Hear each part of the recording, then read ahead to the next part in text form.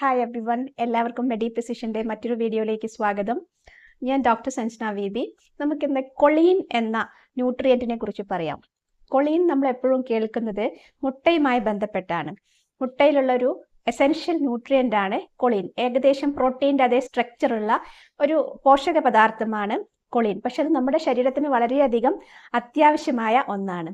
സാധാരണഗതിയിൽ കൊളീൻ അപര്യാപ്തത അഥവാ ഡെഫിഷ്യൻസി ഉണ്ടാവാറില്ല. എങ്കിൽ പോലും അവയുടെ ഒരു പ്രസൻസ് നമ്മുടെ ശരീരത്തിൽ ഉണ്ടാവേണ്ടത് വളരെ അത്യാവശ്യമാണ്.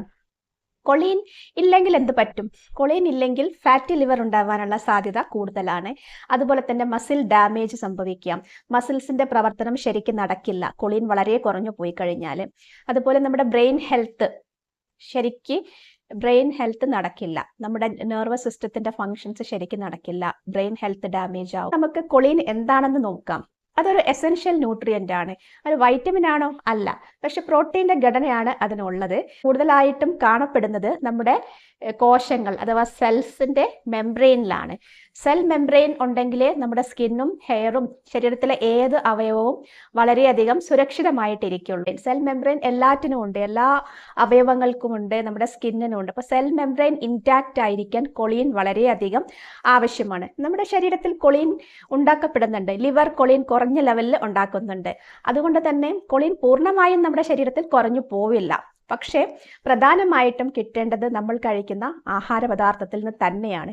കൊളീൻ കിട്ടിയിട്ടില്ലെങ്കിൽ എന്ത് സംഭവിക്കും നോക്കാം. കൊളീൻ കിട്ടിയിട്ടില്ലെങ്കിൽ നമുക്ക് ഫാറ്റി ലിവർ വരാനുള്ള സാധ്യത കൂടുതലാണ്. അതായത് non alcoholic type fatty liver ആണ് വരാനുള്ള സാധ്യത കൂടുതൽ.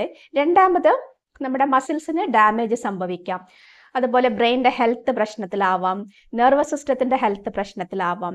ഇതിനൊക്കെ കാരണങ്ങളുണ്ട്. അപ്പോൾ കൊളീൻ ഏതൊക്കെ ഭക്ഷണത്തിൽ കൂടെ കിട്ടുക എന്നുള്ളത് നമുക്ക് നോക്കാം. ആദ്യമായിട്ട് പറയുന്നത് ബീഫ് ലിവറിൽ കൊളീൻ നന്നായിട്ടുണ്ട്. അതുപോലെ മുട്ടയിലുണ്ട്. അതുപോലെ ചിക്കൻ ബ്രസ്റ്റിലുണ്ട്. ഇത് കൂടാതെ ചില വെജിറ്റബിൾസിലും കൊളീൻ ധാരാളമായിട്ടുണ്ട്. Broccoli, cauliflower. പക്ഷേ ഏറ്റവും കൂടുതൽ കാണപ്പെടുന്നത് നോൺ വെജ് സോഴ്സിൽ തന്നെയാണ്. പിന്നെ കാണപ്പെടുന്നത് കോളിഫ്ലവർ, അതുപോലെ ബ്രോക്കോളി, പിന്നെ പീനട്ട്, കടല. അതുപോലെ കുറഞ്ഞ തോതിൽ ഉള്ള വസ്തുക്കൾ ധാരാളമായിട്ടുണ്ട്. സോയാബീനിലും ഉണ്ട് കൊളീൻ. കൊളീൻ നമ്മുടെ ശരീരത്തിൽ ലിവറിൽ ഉണ്ടാക്കപ്പെടുന്നുണ്ടെങ്കിലും അത് വളരെ കുറഞ്ഞ തോതിലാണ്. ഡയറ്റിൽ കൂടെ തന്നെ കിട്ടണം.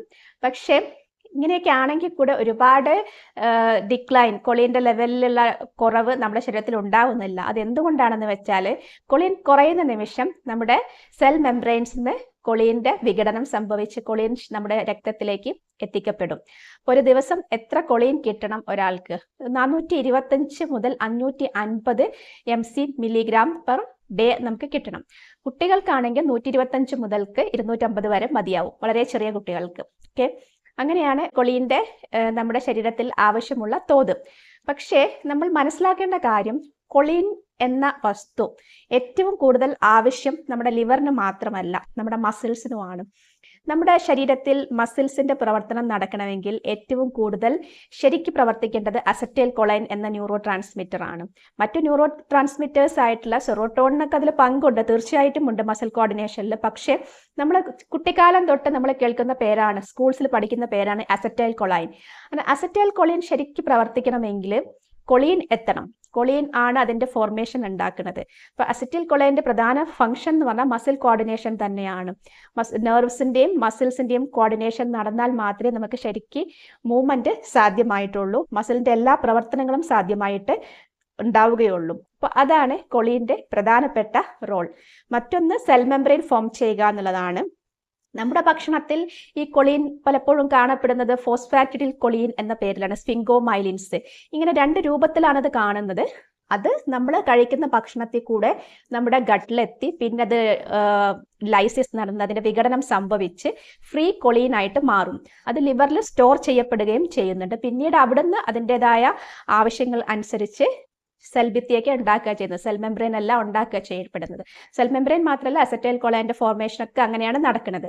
അപ്പം നമുക്ക് കൊളീൻ ശരിക്ക് ഭക്ഷണത്തിൽ കിട്ടണമെങ്കിൽ എന്തെല്ലാം കഴിക്കണം? മുട്ട കഴിക്കണം, ഇറച്ചി കഴിക്കണം, അതുപോലെ ബ്രോക്കോളി, കോളിഫ്ലവർ, സോയാബീൻ, കടല ഇവയൊക്കെ കഴിച്ചാലും നമുക്ക് കൊളീൻ കിട്ടും.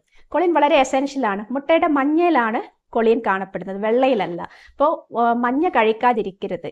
നമുക്ക് മുട്ട കഴിക്കാവോ എന്നൊരു ക്വസ്റ്റ്യൻ പലരും ചോദിക്കാറുണ്ട്. കാർഡിയോവാസ്കുലർ ഹെൽത്ത് ആണ് പ്രധാനമായിട്ടും റിസ്ക് ആയിട്ട് പറയുന്നത്. പക്ഷേ പുതിയ പഠനങ്ങൾ കാണിക്കുന്നത് നമ്മളൊരു ദിവസം ഒരു മുട്ട കഴിച്ചാൽ നമുക്ക് ഹാർട്ട് അറ്റാക്ക് ഒന്നും വരില്ല എന്ന് തന്നെയാണ്. ആവശ്യത്തിന് ഫിസിക്കൽ ആക്ടിവിറ്റി ഉണ്ടായിരിക്കണം. നമ്മൾ കുറച്ച് മൂവ്മെന്റ് നടത്തണം, ചെറിയ എക്സസൈസ് ചെയ്യണം. അങ്ങനെയൊക്കെ ആണെങ്കിൽ ഒരു ദിവസം തീർച്ചയായിട്ടും ഒരു മുട്ട നമുക്ക് കഴിക്കാവുന്നതാണ്.